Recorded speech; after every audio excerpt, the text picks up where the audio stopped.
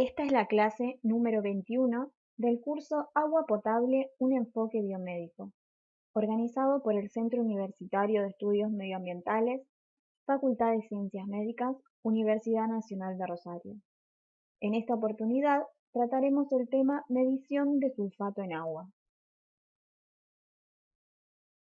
Los sulfatos son las sales o ésteres del ácido sulfúrico. Su estructura básica es un átomo de azufre en el centro de un tetraedro formado por 4 átomos de oxígeno. Por lo tanto, su fórmula química es la siguiente. El sulfato puede hallarse como sulfato de sodio, utilizado en la fabricación del vidrio y como aditivo de algunos detergentes, por su capacidad desinfectante, como sulfato de cobre, empleado en la industria de la goma y como fertilizante, sulfato de calcio dihidratado, que es el yeso, que ya hemos visto en la clase anterior, o baritina, que es el sulfato de bario, vinculado con la industria del caucho y la fabricación de ciertos pigmentos a los que le imprime un color blanco. El sulfato de magnesio es utilizado en medicina por su efecto antiinflamatorio y miorrelajante y en la prevención de convulsiones en la eclampsia. En cuanto a su función biológica, el sulfato ocupa un papel importante en los organismos vivos, principalmente relacionado a reacciones de sulfatación y de desulfatación, catalizadas por enzimas sulfotransferasas y sulfatasas respectivamente. En la imagen podemos observar el proceso de sulfatación de la hormona T4 transformándose a sulfato de T4 de mayor solubilidad en agua.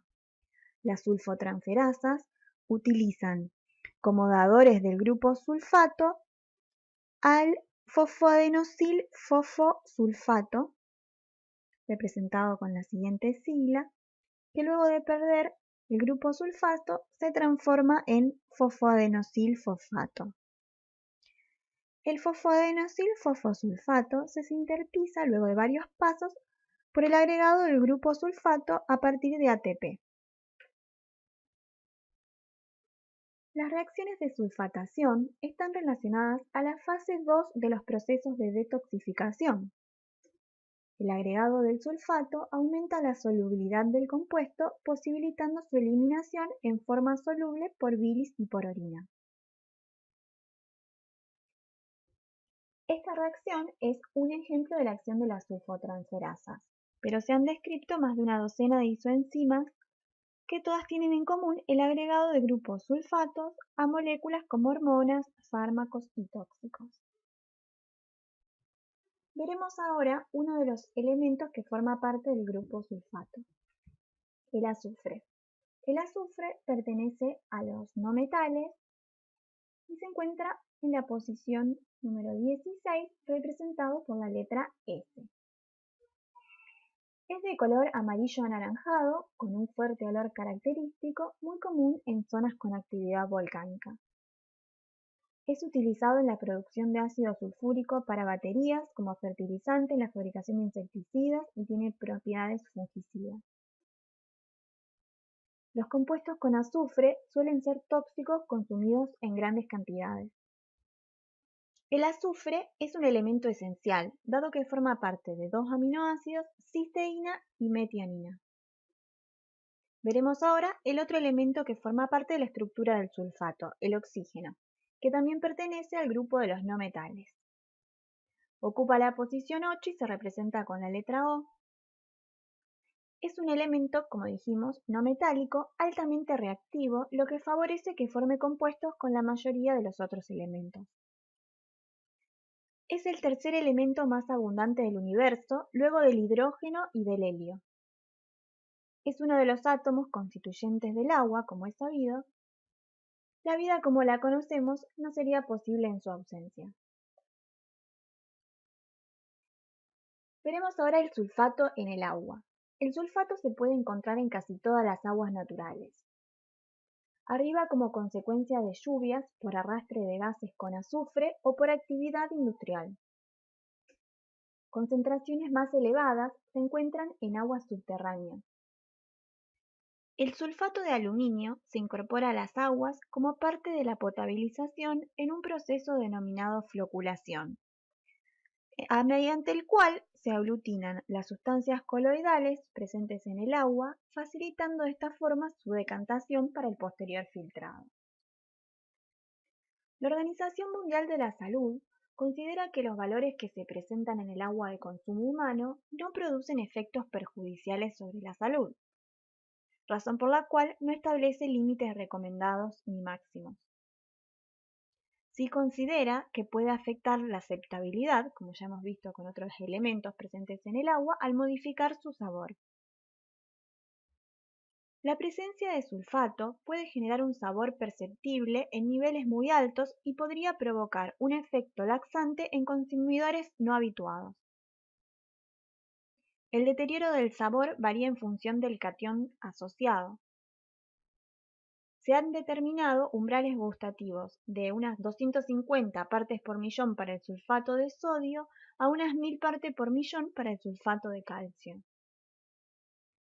Niveles mayores a 1000 partes por millón se han relacionado a efectos catárticos. La Ley 11.220, así como el Código Alimentario Argentino, recomiendan valores menores a 200 partes por millón con un límite máximo obligatorio de 400 partes por millón. Para la medición de sulfato en aguas se utiliza en nuestro laboratorio una técnica radiométrica que utiliza un isótopo radioactivo del bario, el bario 133. Este isótopo es un emisor gamma con fotones de alta energía, por lo que requiere cuidados especiales para su utilización. Si bien la dosis anual permitida no alcanza a la que se emplea en nuestro laboratorio, al ser material radioactivo, son necesarios cuidados de protección medioambiental y del personal. Para poder trabajar con isótopos radioactivos se debe contar con un cuarto especial que, cumpliendo una serie de requisitos, debe ser autorizado por la Autoridad Regulatoria Nuclear de la República Argentina. Además, se requiere contar con una persona responsable de la seguridad radiológica con la autorización correspondiente emitida por el ente regulador. El bario 133 debe guardarse en un búnker de plástico dentro de otro búnker de plomo, necesarios ambos para el bloqueo de la emisión de radioactividad. La emisión radioactiva es de tipo gamma y es detenida por un espesor de plomo de varios milímetros. Estos búnkers se encuentran en el cuarto de radioisótopos, que además cuentan con micropipetas, tips y todo el material necesario para las determinaciones que emplean radioactividad, ya que no se debe mezclar elementos del laboratorio que estén en contacto con isótopos radioactivos con otros que no lo estén, a fin de mantener la seguridad de los trabajadores. Para la medición de sulfato en aguas, utilizamos una técnica que se fundamenta en la precipitación del sulfato de una solución en presencia de cloruro de bario en solución que contiene trazas del bario radiactivo, el bario 133. Finalizada la preparación de las muestras, se miden en un contador de centelleo sólido que nos arroja un valor en cuentas por minutos. Con las cuentas por minutos de los testigos se construye una curva de calibración que nos permitirá interpolar las cuentas por minutos obtenidas de las muestras para obtener su concentración de sulfato. Es decir, que la radiactividad en el precipitado es proporcional a la cantidad de sulfato en la muestra de agua a medir. Como vimos, el isótopo radioactivo utilizado es bario 133. Este isótopo debe ser manejado cuidadosamente siguiendo estrictas reglas de protección. La radiación emitida tiene una energía de 356 kV, la cual puede rápidamente acumularse en el organismo sin los cuidados necesarios. Este isótopo pertenece a los isótopos de riesgo 3, por ello la ARN autoriza solo la compra y manejo de una baja cantidad del mismo. Todos los datos expuestos en esta clase, así como otros de gran importancia, se encuentran en la ficha correspondiente al bario 133, que nos brinda información sobre la vida media del isótopo, en la cual profundizaremos más adelante en esta clase, el tipo de radiación emitida, como hemos visto, el tipo de material y grosor del mismo aconsejable para poder contener la radiación y así no exponerse innecesariamente a la misma, y otros datos de gran importancia para realizar cálculos sobre la exposición que tiene el trabajador que maneja el isótopo radioactivo y la exposición en caso de accidentes.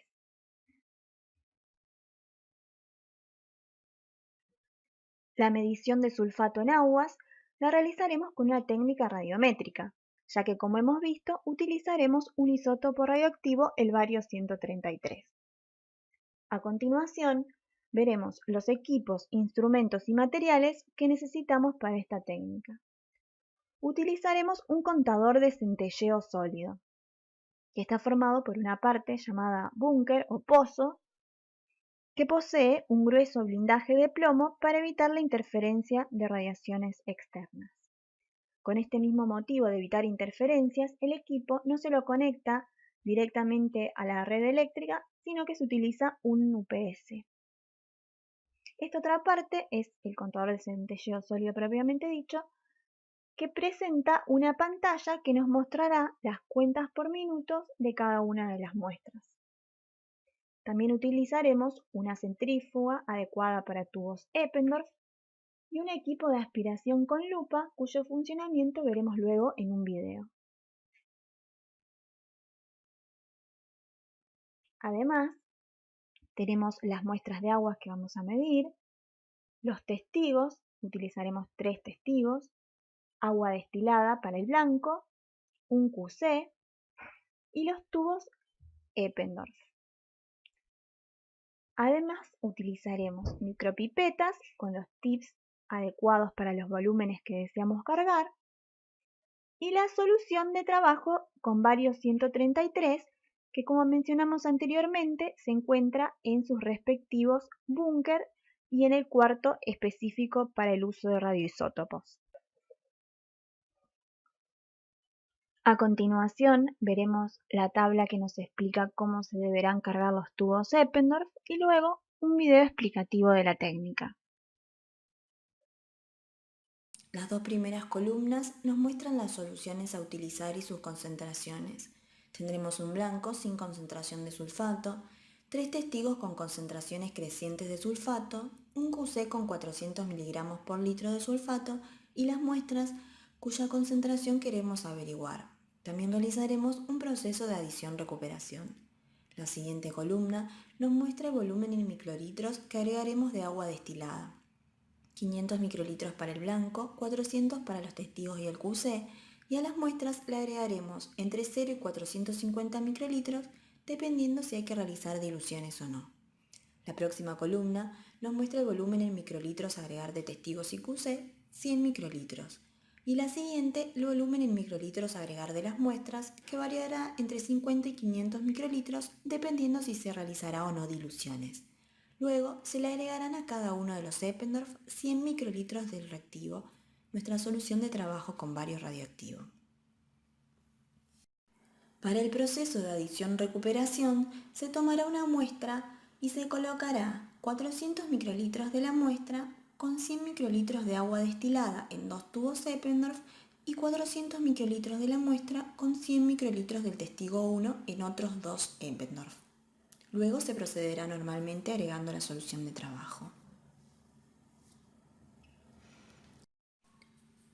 Para comenzar con el procedimiento, cargaremos los volúmenes indicados en la tabla de agua destilada en cada uno de los tubos Eppendorf correspondientes. Se trabajará siempre con tubos rotulados y por duplicado.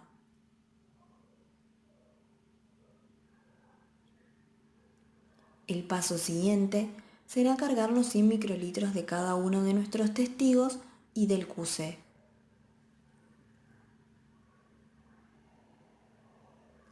Luego se cargará cada una de las muestras que se desea medir en los volúmenes adecuados.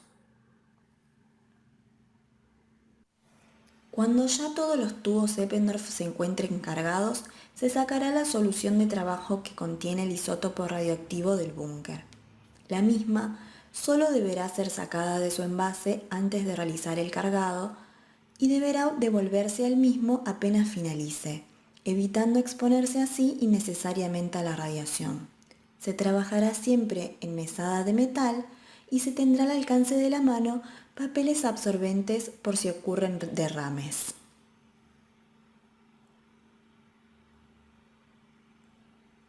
Se cargarán los 100 microlitros de la solución de trabajo en todos nuestros Eppendorf.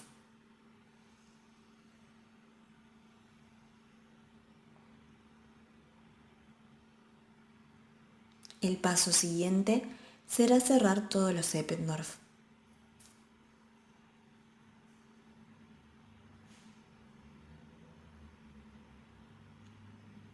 Luego, se pasarán por el vórtex para homogeneizar las soluciones de los mismos.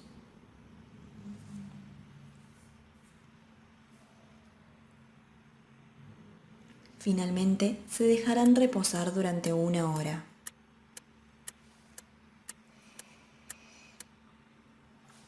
Pasado ese tiempo, se colocarán en una centrífuga, prestando especial atención a la simetría en la que se colocan los Eppendorf.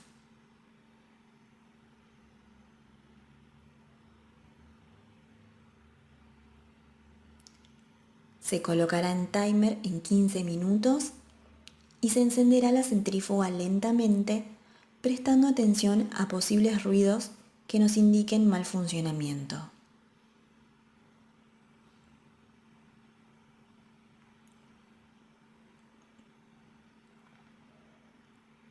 Finalmente, se llevará la centrífuga a su máxima velocidad, 10.500 revoluciones por minuto.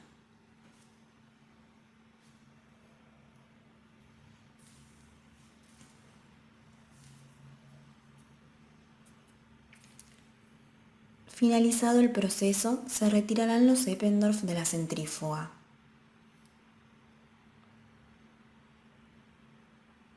Se dejarán reposar durante 3 días, asegurando así la adherencia del precipitado a las paredes del Eppendorf. Transcurridos los 3 días, se procederá al aspirado de cada una de nuestras muestras. Para ello, se colocará la aguja en la parte central del fondo del Eppendorf y se aspirará lentamente el sobrenadante. Es aconsejable que se trabaje con lupa.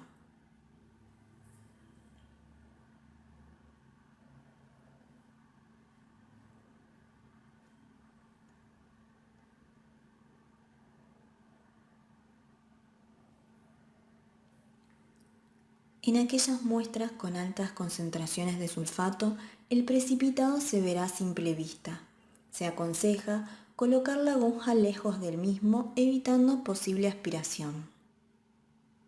Prestar especial atención a que no queden gotas del sobrenadante en el interior del Eppendorf. Finalmente, con un contador de centelleos sólidos podemos verificar las cuentas por minutos de cada uno de los tubos. Para comenzar con el proceso, se deberá contar el fondo, es decir, la radioactividad ambiental, y realizar el proceso por duplicado. Luego, se procederá a introducir en el contador de centelleo sólido cada uno de los tubos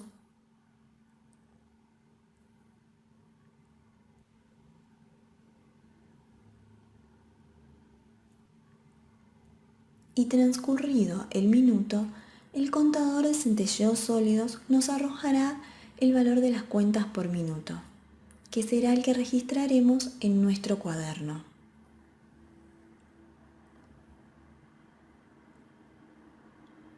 Finalmente, cargando en el software Atlantis 1.0 las cuentas por minutos obtenidas, el software nos arrojará las concentraciones correspondientes. Hablaremos ahora sobre el desecho de radioactivos. Una vez finalizada la técnica, Los residuos sólidos se deben desechar en una bolsa roja de residuos patogénicos. Allí colocaremos los tubos Eppendorf, tips, tapas, guantes y el papel absorbente utilizado. Esta bolsa luego será recogida por una empresa especializada en la recolección de residuos de este tipo. El residuo líquido del sobrenadante se desecha en la pileta, como hemos visto, mientras se deja correr abundante agua, evitando salpicaduras durante el proceso de aspirado de cada muestra. Esta forma de disposición de los residuos es la aprobada por la ARN. El cuarto utilizado, que debe tener mesadas de acero inoxidables para evitar acumulación de material radioactivo por absorción, y la pileta de desagüe no tienen que tener sifón para evitar depósito del material. Se realizaron diversos cálculos que permitieron asegurar que su realización es segura sin producir contaminación ambiental ni peligros en su desecho.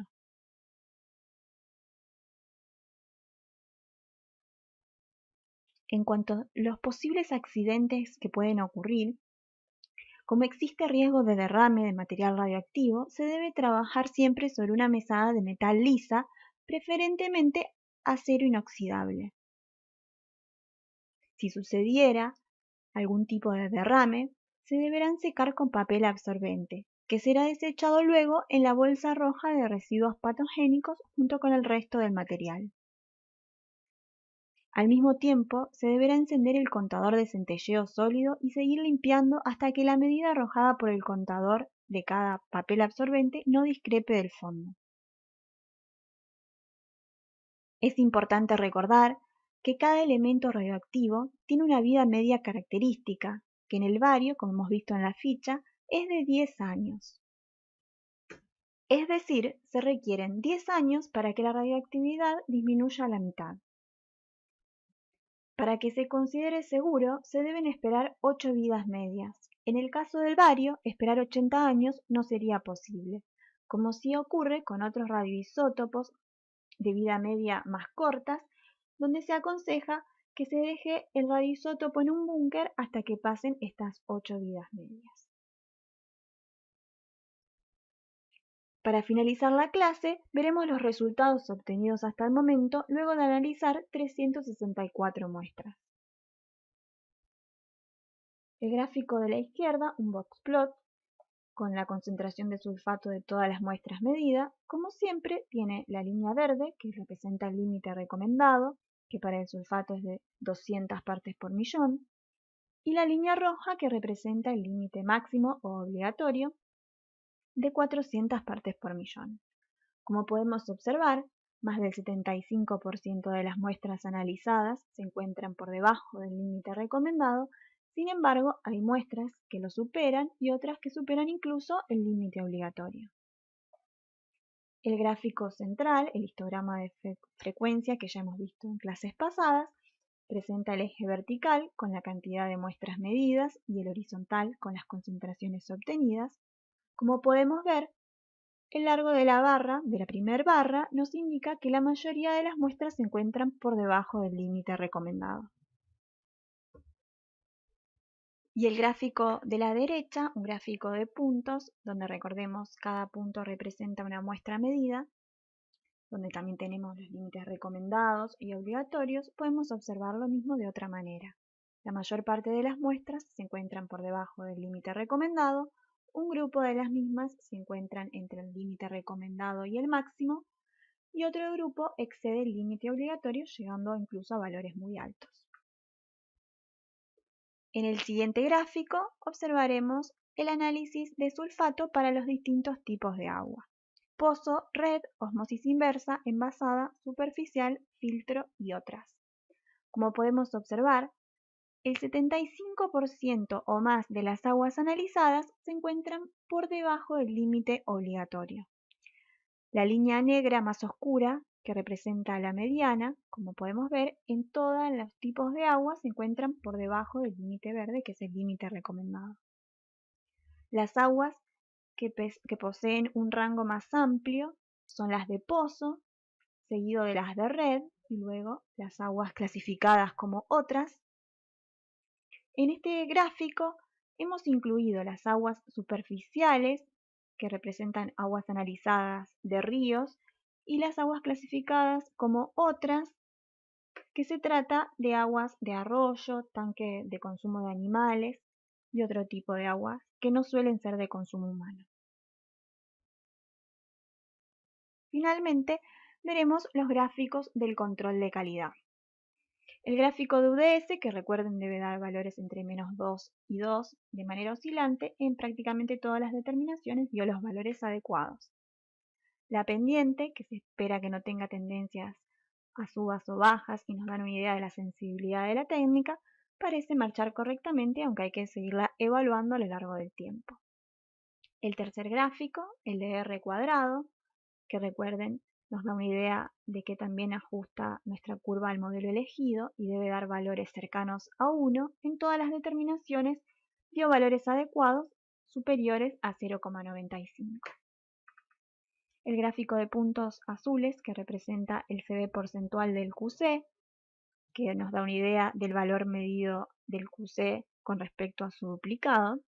Y recuerden, debe dar valores menores al 10%, representados con la línea roja. En casi todas las determinaciones dio valores adecuados, aunque a veces lo superó, no fue por mucho.